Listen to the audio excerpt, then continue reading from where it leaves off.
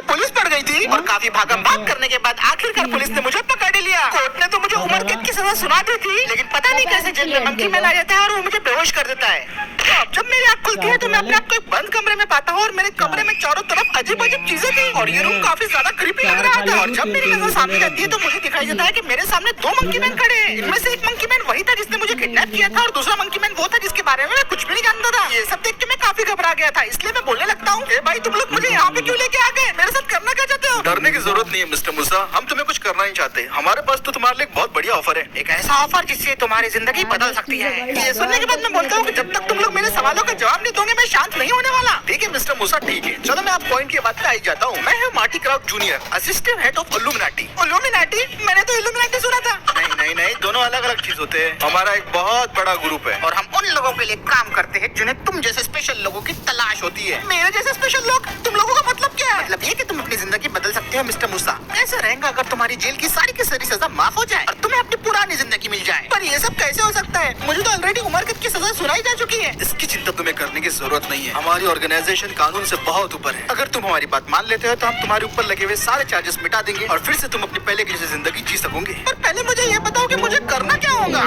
तुम सवाल बहुत पूछते हो। एक काम करो, पहले उठ के बैठ जाओ और फिर हम तुम्हें सारे सवालों का जवाब देते हैं। अच्छा ठीक है, मैं उठ रहा हूँ। फिर उसके बाद वो दोनों की दोनों मंकी मैन मुझे समझाने लगते हैं कि आखिरकार मुझे करना क्या होगा।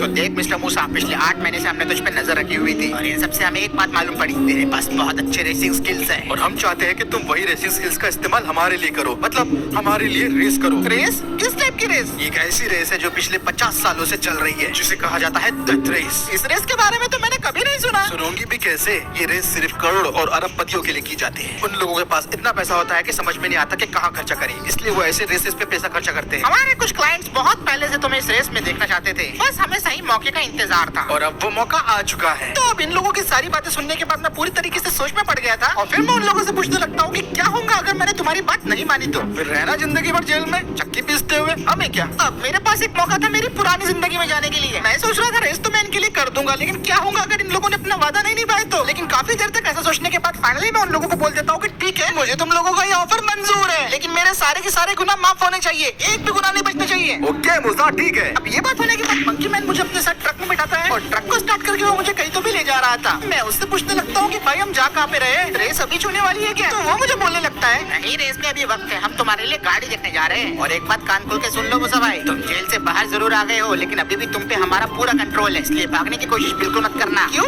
क्या होगा अगर मैं भागने की कोशिश करता हूँ तो? तुम किसी फटाके की तरह फट जाओगे। क्या बकवास कर रहे हो? कुछ भी नहीं, मैं मजाक बिल्कुल नहीं कर रहा। जब तुम सो रहे थे तो हमने तुम्हारी बॉडी के अंदर एक मिनी बॉम्ब डाल दिया है, वो बिल्कुल मेरी उंगली जितना छोटा है, पर अगर वो फटा तो तुम जगह पे ही खत्म हो जाओगे। इसलिए कोई चालाकी बिल्कुल भी मत करना और सीधा सिर्फ रेस पे ध्यान देना। आधा घंटा ड्राइव करने के बाद ये मंकी मैन मुझे ले आता है कार शोरूम की तरफ और मुझे तो लग रहा था कि ये मंकी मैन मुझे रेस के लिए यहीं से गाड़ी खरीद के देगा, लेकिन मेरा ये वहम तब दूर हो गया जब मंकी मैन ने कार शोरूम के पीछे ट्रक को खड़ा किया और बोलने लगा, मूसा चल यहाँ से अपने लिए कोई बढ़िया से गाड़ी चूज कर ले। क्या मतलब कि मैं यहाँ से कोई गाड़ी चूज कर लूँ? ज्यादा बनने की जरूरत नहीं है, हम जानते हैं कि तू रेसिंग के अलावा कार्स को रिस्टोरेशन करने में भी एक्सपर्ट है। इसका मतलब ये थोड़ी है कि मैं हर बार भंगार गाड़ियों से रेस करूँ।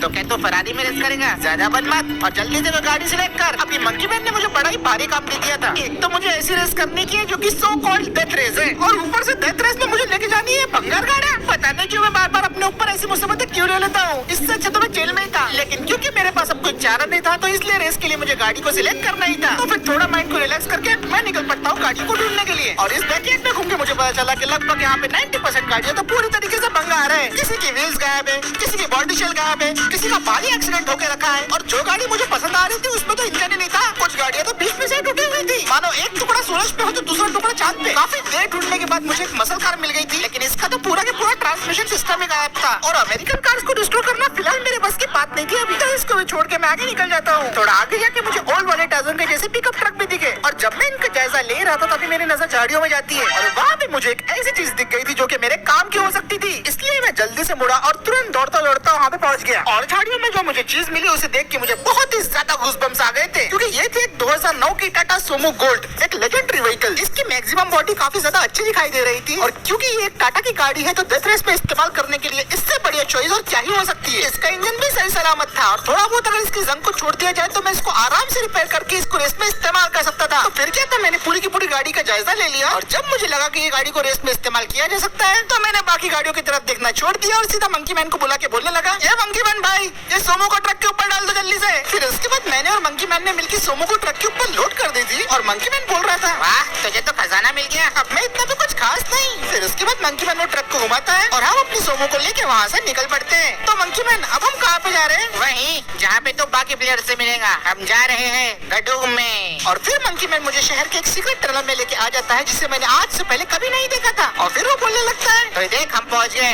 ये डूम। ये जगह पे तो काफी सिक्योरिटी है। एक एक करके लगभग हम ऐसे 3 एंट्री गेट को क्रॉस करते हैं और सारे गेट्स को क्रॉस करने के बाद हम आ गए थे डूम के अंदर। डूम ज्यादा कुछ नहीं, बस बेसिकली एक बड़ा वर्कशॉप था, लेकिन इस वर्कशॉप से ज्यादा इसका माहौल भयानक था। बाप रे, यहाँ पे कैसे गाना मॉडिफाई हो रहे हैं। आखिरकार ये डेथ रेस के लिए मॉडिफाई हो रहे हैं। इन्हें ऐसा दिखना ही था, यहाँ पे तुम्हें जरूरत की सारी चीजें मिल जाएंगी ताकि तुम अपने सोमो को जैसे चाहे वैसे रिस्टोर कर सको। तो चलो अब मेरा मुंह मत देखो, सोमो को उतरवाने में मेरी मदद करो। अब मैंने और मंकी मैन ने मिलकर सोमो को नीचे उतरवा दिया था और फिर अब मंकी मैन मुझे बोलने लगता है, देखो तुम्हें यहाँ पे बस कार रिस्टोरेशन के ऊपर ध्यान देना है। यहाँ पे आजू बाजू सारे के सारे तुम्हारे डेथ रेस वाले अपोनेंट्स हैं, ना इनसे दोस्ती अच्छी ना ही दुश्मनी। हाँ, अगर तुम्हें इनसे कोई हेल्प वगैरह चाहिए तो तुम मांग सकते हो, पर मोस्टली इनसे दूर ही रहना, ये काफी सरफिरे होते हैं। हाँ ठीक है भाई, मैं समझ गया। और कुछ बोलना है? ना मुझे कुछ नहीं कहना। All the best for death race. और भागने की कोशिश बिल्कुल भी मत करना वरना तुम्हारे बॉडी में लगा हुआ टाइम बॉम्ब फूट जाएगा।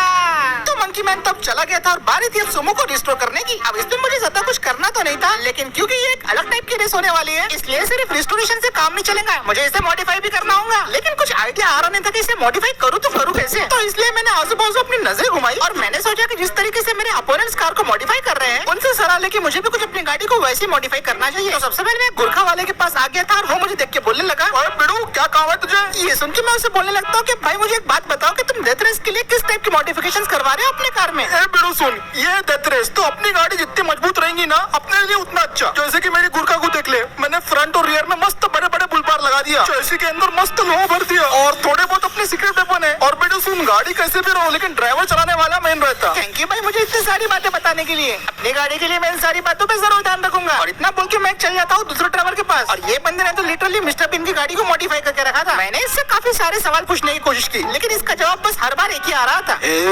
मुझे कुछ भी समझ में नहीं आ रहा। मुझे मालूम पड़ गया था कि इस बंदे से बात करके कोई मतलब नहीं है, तो अब मैं थार वाले बंदों के पास चला गया था जो अपनी थार को मॉडिफाई कर रहे थे और मैं उनसे पूछने लगता हूँ कि तुम लोग क्या कर रहे हो? यो मैन, हम लोग रिवर्स रिस्टोरेशन कर रहे हैं। रिवर्स रिस्टोरेशन ये क्या होता है भाई? हम नई थार को पुरानी थार में कन्वर्ट कर रहे हैं क्योंकि पुरानी थार बढ़िया ऑफ रोडर थी। एक मिनट, डेथ रेस के अंदर क्या ऑफ रोडिंग भी होने वाली है क्या? या मैन, इट्स डेथ रेस। इसमें ऑफ रोडिंग, मून रोडिंग, सन रोडिंग, सी रोडिंग, यार कुछ भी हो सकता है मैन। ठीक है भाई मैं समझ गया। फिर मैं एक और वर्क स्टेशन की तरफ चला गया था और मैं अपने अपोनेंट से पूछने लगा कि भाई इतनी खतरनाक गाड़ी क्यों बना रहे हो? गाड़ी का इतना डरावना दिखना जरूरी है क्या? ए भाई, अपनी गाड़ी सिर्फ डरावनी दिखती नहीं है, अपनी गाड़ी डरावनी है भी। इस गाड़ी को हल्के में लेने की कोशिश मत करना वरना देखो ये वक्त आने पे चीर देंगी। हाँ भाई वो सब मैं समझ गया, लेकिन इसके ऊपर तुमने ये सब जाली वाली क्यों लगा के रखी है? ताकि बंदूक की गोली अंदर ना आ पाए, कुछ भी हो सकता है। अब ये बंदा मुझे गाड़ी के बारे में समझा ही रहा था इतने में पीछे से मुझे एक आवाज आती है। किसी भी रेसर से पूछ लो, किसी भी रेसर से, जीत चाहे 1 इंच से हो या 1 मील से,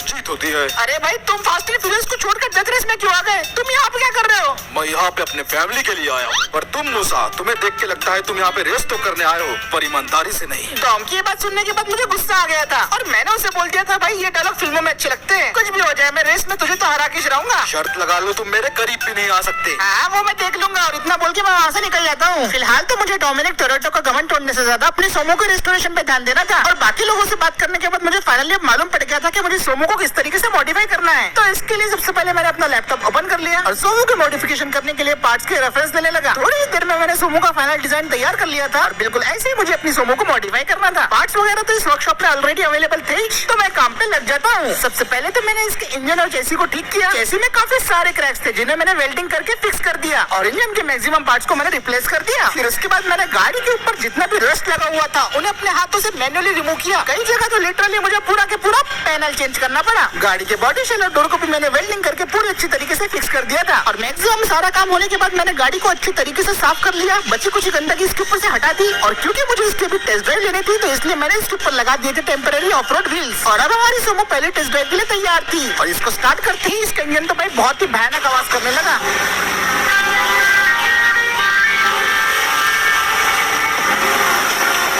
और बस फिर क्या था, मैं अपनी सोमो को लेकर टेस्ट ड्राइव करने के लिए बाहर निकल पड़ा। मंकी मैन तो वैसे सामने खड़ा था तो मैंने उसे बोला भाई मैं टेस्ट ड्राइव करने के लिए जा रहा हूँ, डोंट वरी। अरे टेस्ट ड्राइव के लिए तो देखो छोटे छोटे हैं, बस भागने की कोशिश मत करना वरना तो जानता है। तो अपने सोमो की टॉप स्पीड को चेक करने के लिए मैं आ गया था खाली हॉर्स फील्ड में और सोमो ने तो धमाल मचाना ऑलरेडी शुरू कर दिया था। यहाँ पे मैंने सोमो की top speed, acceleration, body roll, corner cutting, handling सारी की सारी चीजें एक साथ चेक कर ली और मुझे तो यकीन नहीं हो रहा था कि 100 की स्पीड होने के बावजूद भी गाड़ी कॉर्नर्स पे इतनी स्मूथली कट हो रही थी। गाड़ी के पीछे मैंने काफी सारा वेट लगाया था जिसकी वजह से काफी ज्यादा स्टेबल हो गई थी। अब नॉर्मल रोड पे तो सोमो ने अपना टेस्ट पास कर लिया था तो इसलिए मैं इसको भगा के सीधा लेके गया ऑफ रोड टेस्टिंग के लिए। मैंने सोमो के अंदर जो टायर्स और सस्पेंशन का इस्तेमाल किया था उनकी वजह से ये एक्सट्रीम लेवल ऑफ रोडिंग कर रही थी। अब मेरी सोमो चाहे कितने भी ऊपर से जंप मार दे, इसके टायर्स और सस्पेंशन इसे हमेशा बचा लेंगे। और अब मुझे लग रहा था कि मेरी सोमो रेस के लिए तैयार है, लेकिन एक आखिरी ड्रैग रेस वाला टेस्ट भी होना चाहिए ताकि मालूम पड़े कि सीधे रास्तों पे मेरी सोमो कितनी जल्दी एक्सेलरेट कर सकती है। वैसे 150 की स्पीड के बाद इसके अंदर काफी ज्यादा वाइब्रेशंस आ गए थे, लेकिन फाइनल जब सोमो तैयार हो जाएंगी मैं इन सारी चीजों को फिक्स कर दूंगा। अब सोमो में बस थोड़ा सा ही काम रह गया था और पूरे 3 दिन के बाद मेरी सोमो फाइनली रेडी हो गई थी। मेरी सोमो प्रॉपर ऑफ रोडिंग बीस्ट बन चुकी थी। नए पेंट से लेके नया इंटीरियर, मैंने सोमो के मैक्सिमम चीजों को चेंज कर दिया था। साथ ही इसमें 22 इंच के ऑफ रोड टायर्स लगा दिए, गोलियों से बचने के लिए बुलेट प्रूफ ग्लास और एक प्रॉपर ऑफ रोडिंग की ताकि पहाड़ी रास्तों पे ऐसे दिक्कत ना हो। इसके स्टॉक टायर तो मुझे मिलने से रहे थे इसलिए इसके अंदर मैंने डिफेंडर के टायर लगा दिए। अब टाटा हो या लैंड रोवर बात एक ही जाए। गाड़ी दिखने में कैसे लग रही है वैसे दोस्तों लाइक करके जरूर बताना। बाहर से भले इतनी सिंपल दिख रही हो लेकिन इसके अंदर मैंने बहुत सारा सामान छुपा के रखा है। मैं अपने सोमो के फाइनल रिजल्ट से काफी ज्यादा खुश था और इसे देखने के बाद तो मेरे अपोनेंट लोगों से भी रहा नहीं गया, क्योंकि जैसे मैंने पीछे मुड़ के देखा तो मुझे दिखाई दिया कि मेरे सारे के सारे अपोनेंट्स मेरी इस गाड़ी की तारीफ कर रहे थे। कुछ बात तो है तुम में।